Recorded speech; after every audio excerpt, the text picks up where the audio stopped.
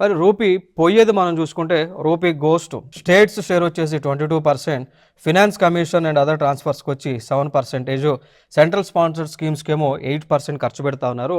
So కేవలం వడ్డీలు కట్టడానికి, అప్పులు తెచ్చినటువంటి అప్పులకి వడ్డీ కట్టడానికే 20% మేర ఖర్చు పెడుతూ ఉన్నారు. మరి డిఫెన్స్ రంగానికి చూసుకుంటే 11%, మేజర్ సబ్సిడీస్ చూస్తే 6%, సెంట్రల్ సెక్టర్ స్కీమ్కి ఏమో 17%, సివిల్ పెన్షన్స్కి ఏమో 2%, మిగిలినటువంటి ఖర్చులు చూసుకుంటే 7% మేర ఖర్చు పెడుతూ ఉన్నారు. సో ఇది రూపీ వెళ్ళేటువంటి మార్గం. సో వచ్చేటువంటి మార్గంలో ఎక్కువ ఇన్కమ్ ట్యాక్స్ నుంచి వస్తుంది.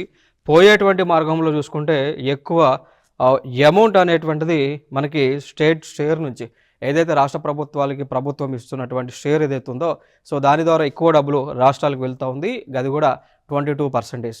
నెక్స్ట్ ర్యాంకింగ్లో ఉన్నది ఇంట్రెస్ట్ పేమెంట్. 20% షేర్తో ఇంట్రెస్ట్ పేమెంట్స్ అనేవి రెండవ ర్యాంకింగ్లో ఉండటం జరిగింది.